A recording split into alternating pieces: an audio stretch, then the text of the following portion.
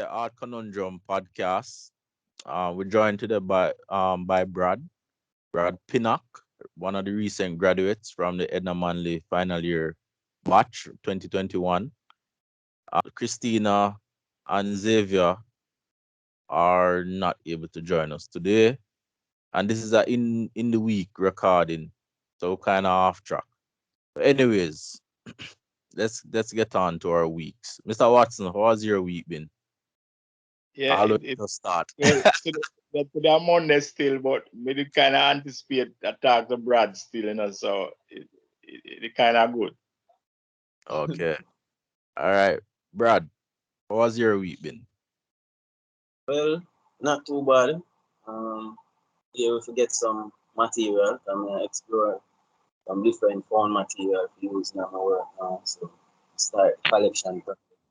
Um, Still writing proposals, trying to apply for different things, different openings and opportunities. Decent week, and they look forward to the talk as well. So that just happened. Think you the duck out, you never say you're missing the week and we expect you. Oh my, not like that. Not A like whole part ducking was going on, so we were Yep. contemplating Yeah, if we man. were advised, Oh, you've been advised not to talk to us. yeah, man. A lot of people, a whole heap of people are ducking, man. So, that. we were just curious, but glad to say you make it. Yeah. All right, Mr. Watson, I'll give you the first question. I think that's appropriate.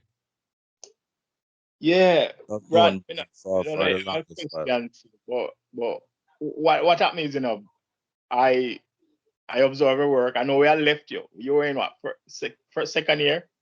In second year, yes. Yeah, so that's I left you, and they at the time there was no indication, this is where you were going. And I mentioned like in first year when we were, I think was it a mural project or something when I was trying to convince you to what the big cardboard and the man with the ladder and that kind of thing. And I wanted it to go big, but at the time, you were occupied with that thing. I don't know that your head was there, but I I I thought you were a graphics person. That's what you were doing. So to hear you now say you are in painting, what caused the switch, if you want to call it that? Well, you're correct. I was in visual communications up until the second semester, third year. I decided to change my major, and I think it really come from just coming to the school, getting involved with the program and with you as well, and seeing that drawing and painting and those things are things that I can do as well and that I can learn and develop on. Because I had a misconception before that these things were, you had to born with these talents to draw or paint or sculpt. And I didn't know that it's something that I could actually learn. So doing your drawing class and stuff, I learned how to draw and get a better familiarity with it. And that kind of encouraged me to explore more within the art space. And I always had an interest in mural painting, so I took up mural classes and through the critiques and through talking with you as well, you know, I got interested in some more, started inquiring about some more painting courses, and it was that it was something that I tried to incorporate every semester, doing a painting elective, and just exploring more. So, I mean, when it came to third year now, I was really kind of contemplating if I should choose painting or illustration, or if I should switch my major, right? Because um, visual communication was something that, graphic design was something that I taught myself from before I came to Edna, so I had a little bit more knowledge in it. Oh, me check say you're born with the graphic ability. Well, but yeah, that's what we did I teach myself. I'm always, when we younger, me usually like to edit my photos and put my head on like a big muscle man or, try to do some writing on it. So I guess that's where the graphic interest come from. And then coming here, I just thought I would further develop in that. But going through the program, kind of decides again is an avenue where I can explore more and speak more about, different issues that I would like to touch on. As opposed to Viscom, the program at Edna specifically is quite commercial based, so it's always teaching you to please a client per se. And that was it was kind of weird for me. I wanted to make money from it, but I think that is something that um, I would necessarily think about afterwards, but thinking more about how I can develop what I'm saying, bring it across in a different medium that has less limitations. Mm, okay. You know, there are some parallels with your story and mine because when I first came to Edna, I also came with the intention to do graphic design. A lot of people don't know that, but painting was not even on my radar. I'm being completely honest. Painting was not on my radar.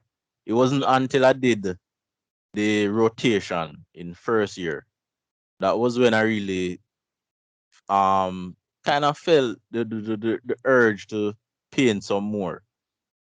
And then second year I just never look back. Entering the representation class with Philip and Mr. Ra's class as well. I just never look back. But graphics was the thing that I came to Edna Manley to do. Mostly because I think even coming into school young, you still knew that art was a very difficult industry to crack. So graphic design kind of offered some more security.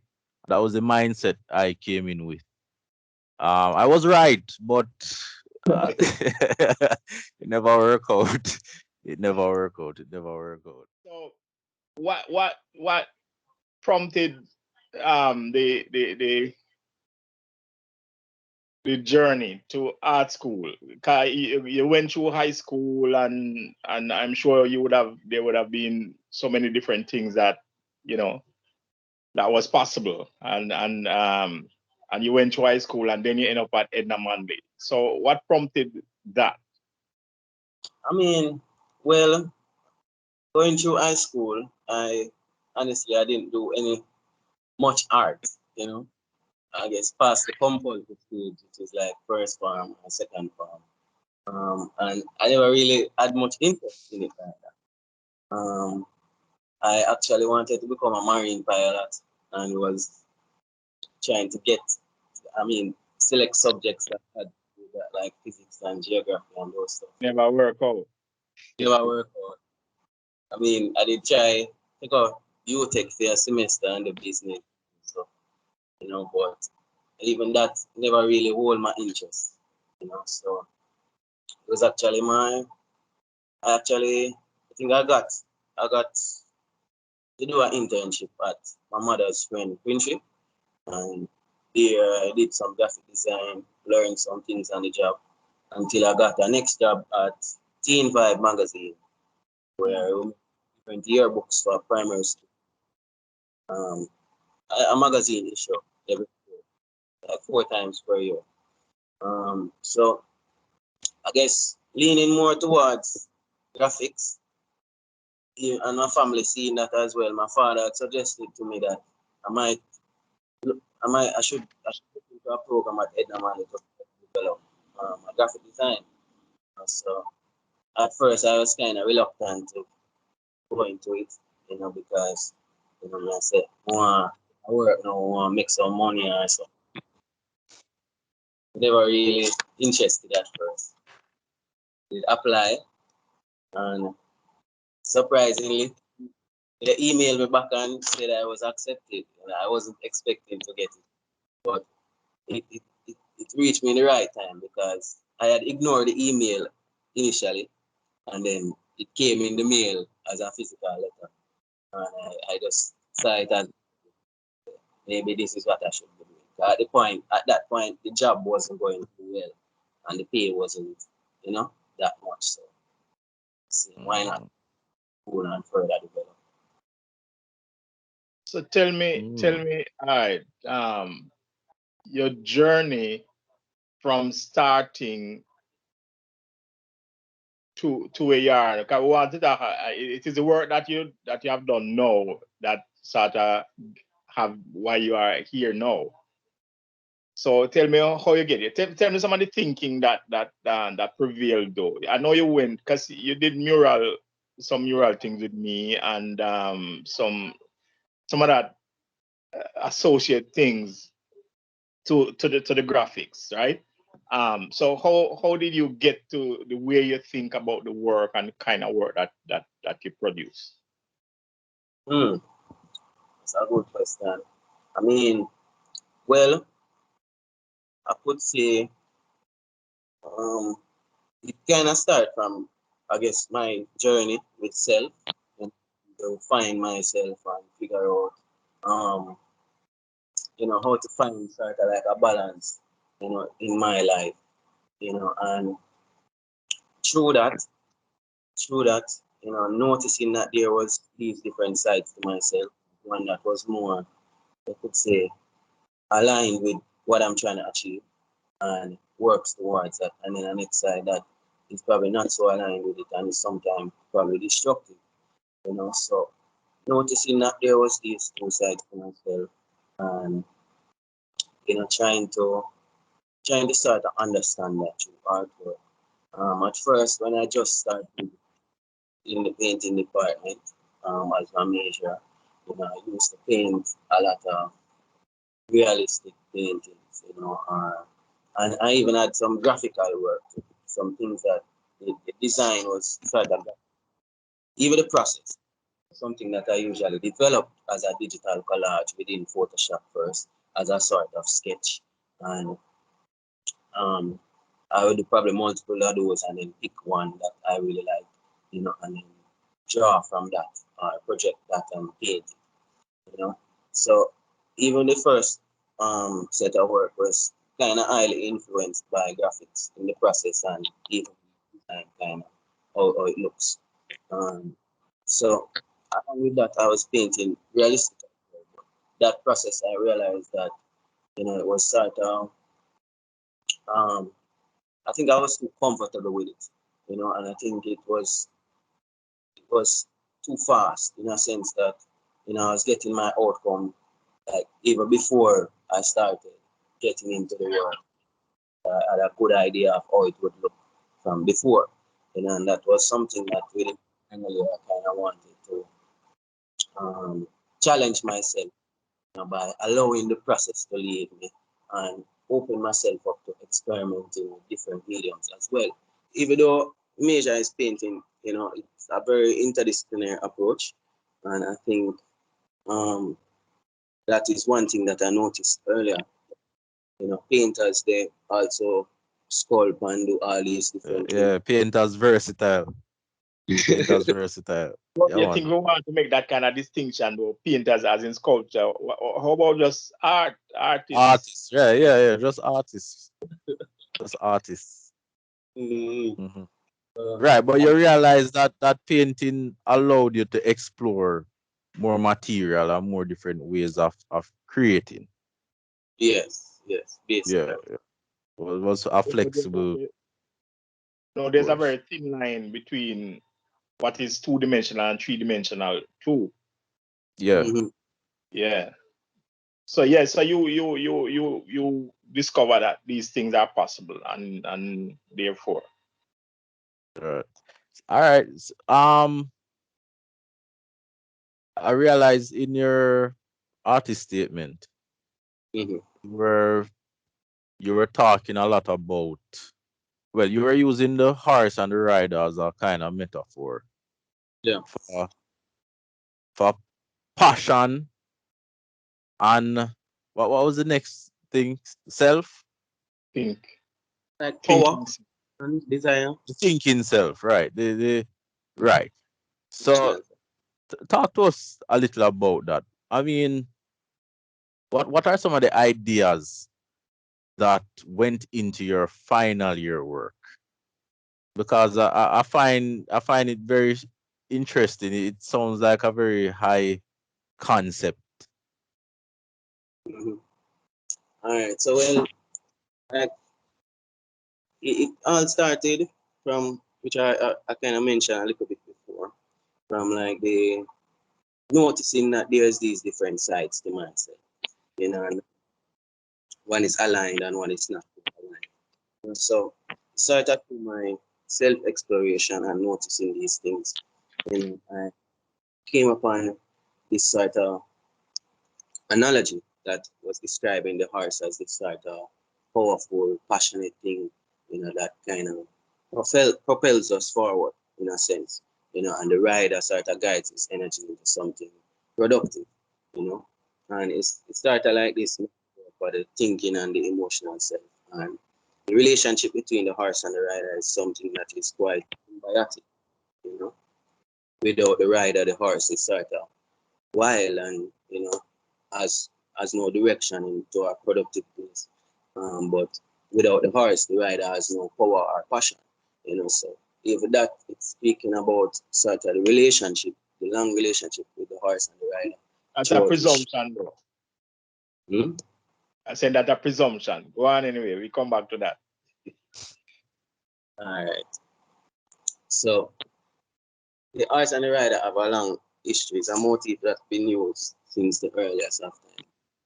And the horse is very important to us, and it helps us to sort of propel evolution and these things.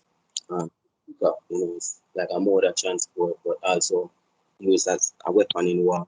Horse is almost, is in a sense, one of the most tortured animals because of that, you know. But looking into those things and how I can sort of speak to ideas of thinking and emotional or desire, struggle to control desire without necessarily um, using myself as the muse, or finding something more universal or poetic to speak about those things. Um, you know, so I guess that's where it kind of comes from. Looking into myself and seeing how that relates to the wider world. So even with those things, the struggle to control desire, this was leading from looking at desire and emotion. They're so powerful and, sometimes even more powerful than the rational side of our nature. You know?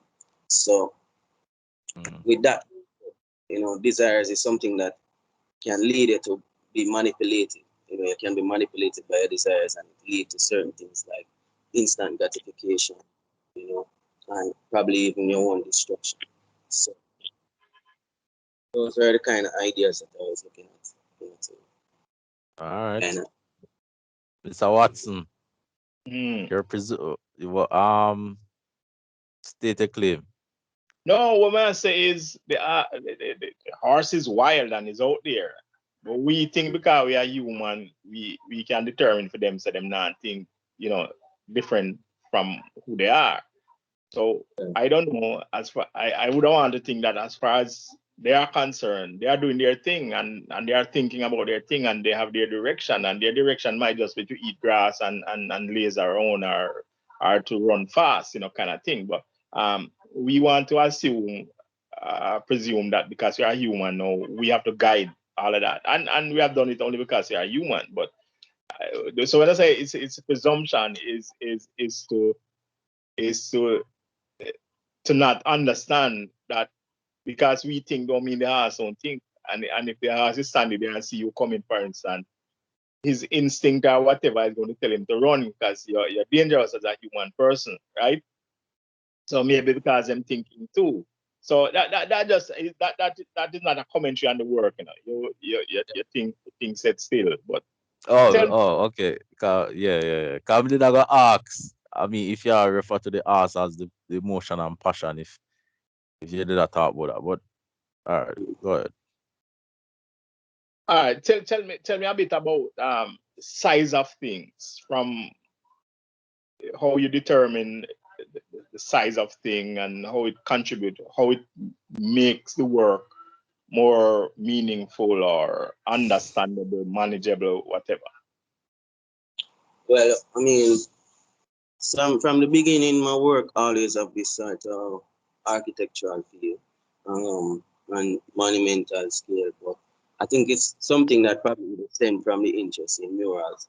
But also, it's it's it's more the decision. Um, it's more of a decision guided by this sort of notion of the monument in a sense, this kind of spectacle in a sense. With the location of the work, having it in the view of the public, people walking past and driving past can see it, you know, it's and even the forms, or they are sort of theatrical and performative in a sense. It's hinting back to that sort of performance or this kind of stage spectacle that people can see and watch. You know. So that's kind of where I'm coming off of with the size. Okay. All right. So, I mean, you have gone through the process of completing your independent studies. You'll be graduating in November, right? Yeah. Right. So I mean, what next? What next is on the plate for Brad Pinnock? Well, firstly, start to set up some habits that can help foster, further development within my practice. Just even general life habits, just to try to do more, like reading every day. If I read a lot, it could be better. Like setting up like exercising and those, making sure it's all right. But also looking for different opportunities, like different grants, different open plans, residencies, all those things to try and So you get a but scholarship to Germany? yes, that's something that I got a scholarship to before final year. It was actually a student exchange program, but because of the COVID, I didn't Okay. get to time. So now I'm trying to. That's even an avenue I'm looking at possibly because it's still open. I just really have to find the airfare to go there. You know. Oh, so Mm. okay, All right, okay. tell me more about it. You have to find the airfare. What else does it entail? All right. So well, it's a student exchange program for I think it's 1 semester. The scholarship help help to fund material and living as well. Um, it's at a university in Germany, as I mentioned before, and it was in a time that graphic design. So I think the program was more um, tailored to graphic design, and those stuff. You know, Du sprechen Sie Deutsch? with that, Do you speak German? no, I know a few words like Okay. Guten Tag and Guten Morgen. Mhm. I don't know things, but So yeah, you're just searching for residencies grants. I mean, you're thinking about an MFA. Is that a part of the thought process, or that no? I'm thinking about as well. I looked at a couple different universities online, and actually got sent some information for one that I should probably that I'm going to look into for applying to. Which But one is that? I think it's Oh, Florida State University. So looking into Okay. that further, further studies. But yeah, any way that I can learn more, trying to engage more within the community. You all know. right. One of the because our podcast is also about informing, people, young artists, whoever interested. And one of the things we have been lamenting is the absence of a lot of these fellowships and scholarships. Now, what is your process though, if you want to advise some of your fellow artists or someone, what is your process in terms of looking for these fellowships or scholarships, and how you think they would be important to your development? Okay, well, my process. So you're talking just about students that are at the college as well. No, that's Well, about no, everybody will watch the podcast and can get information from it. all right. So well, I think the first step in my process is to always apply. You know, if from there is an opportunity, I think you can heighten your chances by just applying.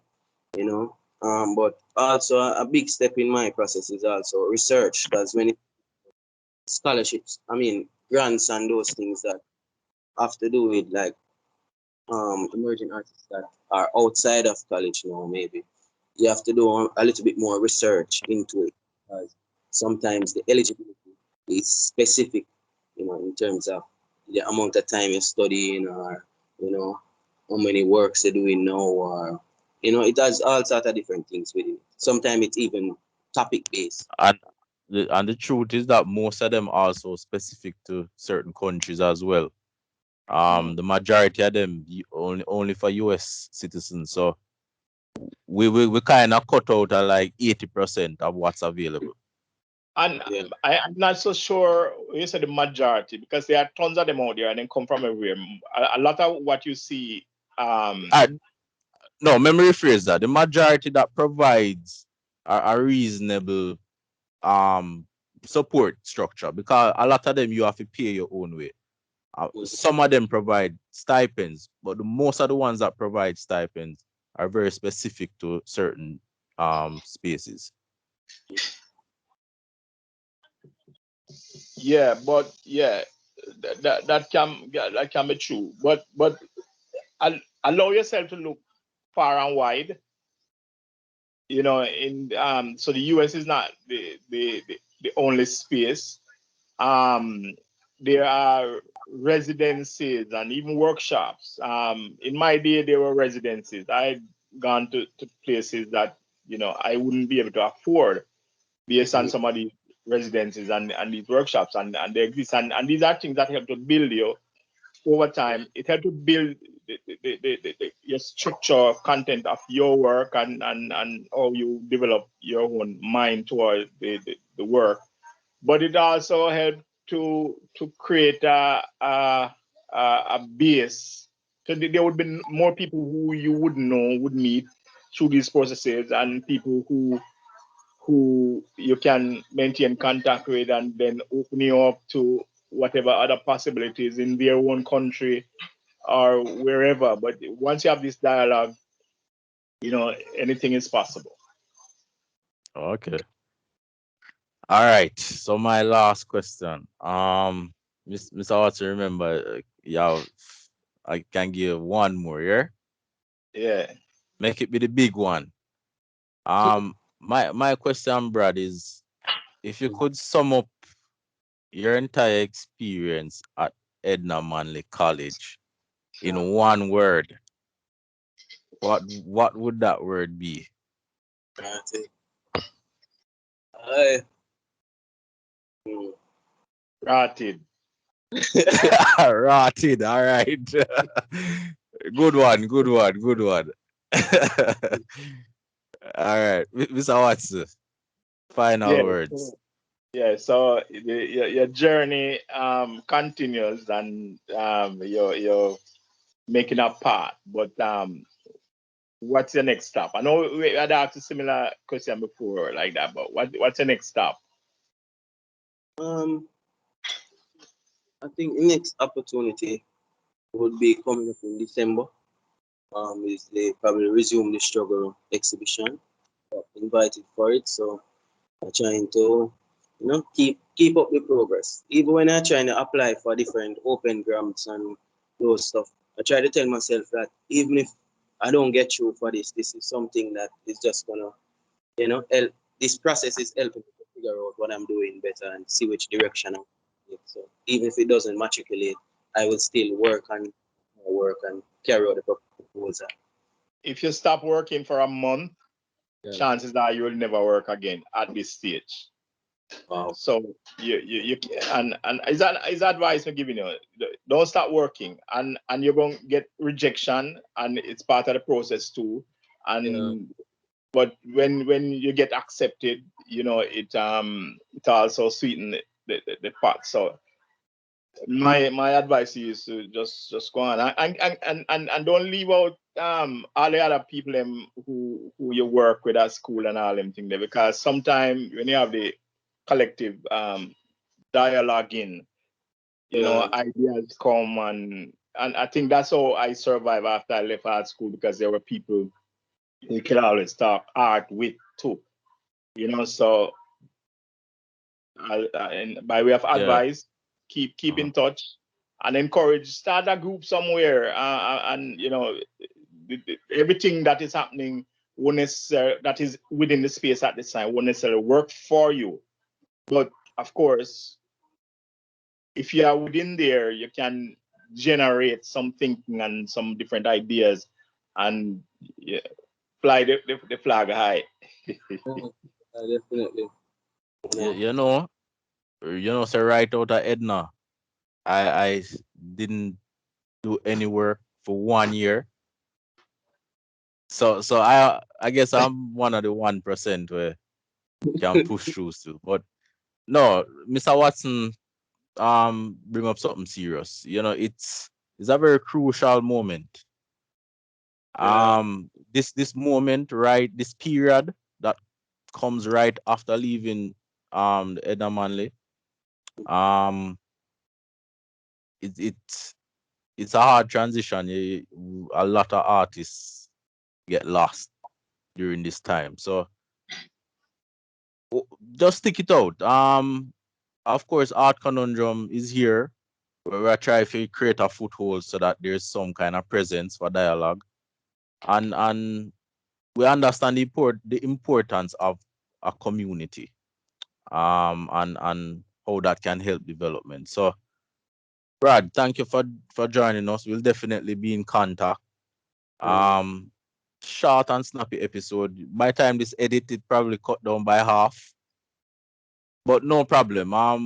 The important thing is to just get the main idea of what the final year is about, and show the images of the work as well, and some of the stuff that you have done in the past. We can have you on our next episode to talk anything else, politics, whatever. All right. This is just the introduction. So thanks for Yeah, coming. because I wanted to to find out too if any of the social liberty have any affectation, you know, in terms of your response to the work. But we, as you said, we talk about that. But remind Yeah, your friends, yeah. tell your friends about the podcast. Want Yeah. people to sign, like, and subscribe and Subscribe. Yeah. comment. And we not watch no face. Comment honestly. We don't want Yeah. nothing derogatory still, but comment honestly about the Whatever. discussion, Yeah. whatever. Yeah, man. Yeah. I'm All right. really this platform and the effort that you guys are making to sort of support artists in a way. And it's something I may look also for, see how we can get a bigger social media presence, for the arts or start Mhm. a platform or something where the artists can, get support from. Yeah, yeah, yeah, yeah, yeah, yeah. Yeah, man. And all of those efforts needed right now. Uh, This is the time to do it. Mr. Watson. Yeah, I was slandered in another episode of Mr. Watson. Well, not you, but your generation. We always do it, but that's another discussion. All yeah, and right. it make me So keep thinking about the generation and what is expected from the generation. But that's another thing. That's another thing. yeah, it's a big discussion to have. I know we always joke about it, but it's a very important discussion. All right. So that's our episode. Let me just stop this.